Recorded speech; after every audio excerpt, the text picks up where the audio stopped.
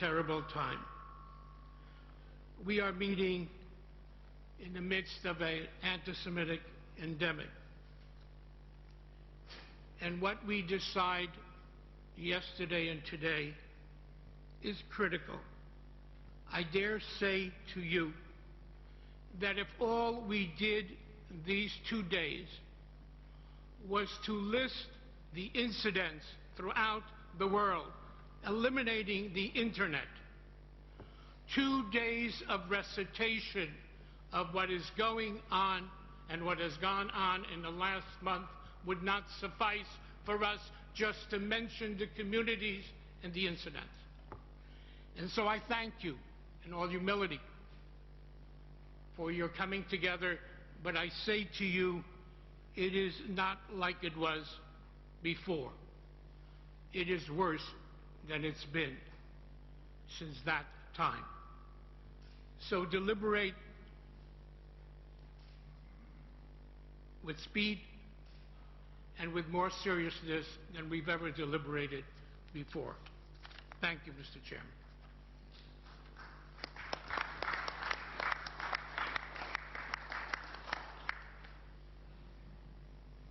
John.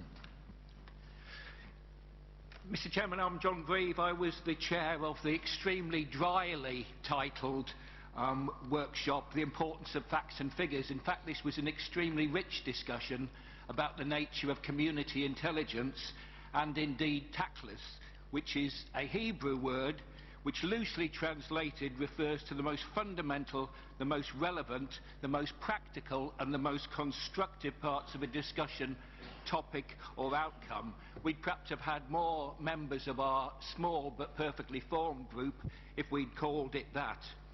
Indeed, our group benefited from a wide-ranging discussion on the best ways to collect and share smart information and to build community intelligence systems.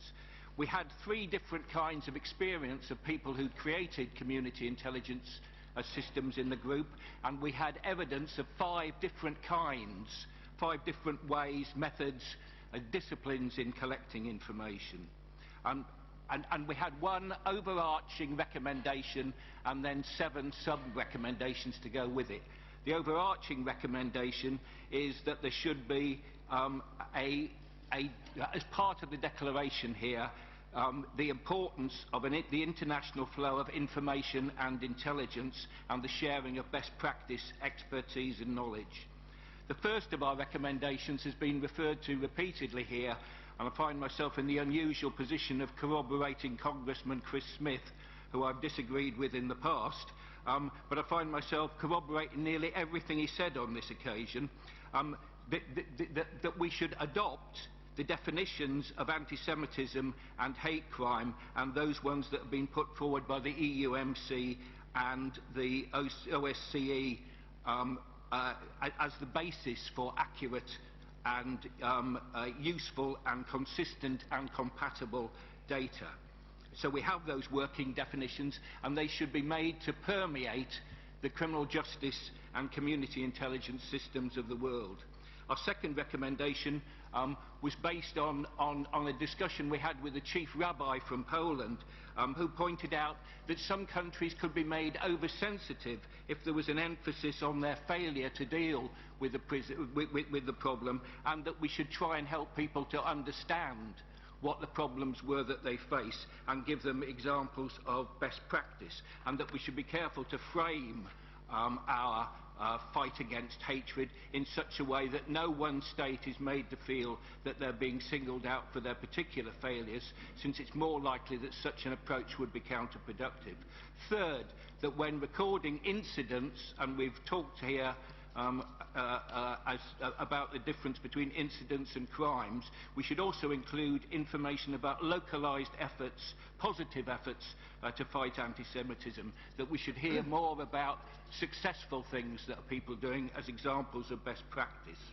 Fourth, that the police and global and local Jewish communities and agencies should work as closely as possible together, because the relationship will yield benefits at several levels. And here we benefited once again from the the advice of the Canadian delegation. I pay tribute to them. This close relationship between police and local Jewish communities works in several ways. It would help communities with their own ability to record anti-Semitic incidents.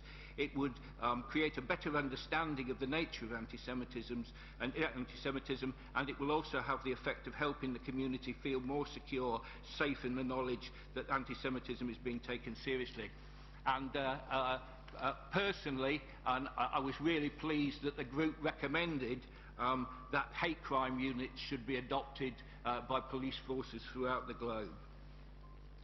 It's an excellent example of best practice in Canada. Fifth, that there are several existing regular international reports which form the basis of strategic intelligence about the nature of these problems, for instance by the FRA, OSCE and at least two universities. We would like to see more efforts made to coordinate that research, and in particular their results should be summarised and made more widely available, and perhaps have the advantage of some media savvy attached to them, so that that evidence could be used and taken seriously by the international community. Sixth, I'm getting to the end, the ODI-HR Law Enforcement Officer Programme, of which we've heard much here for combating hate crime, is an excellent example of police-to-police training programmes, training of the trainers, and we support that. Finally, Mr. Chairman, it's important that anti-Semitism is examined by various different disciplines, and we had the advantage in our group of multiple disciplines all looking at the same problem, and that in that way you get a consilience, you get all the evidence pointing in a particular direction. That's what we saw in our group, and that's what we'd like to see in community intelligence. Thank you very much indeed,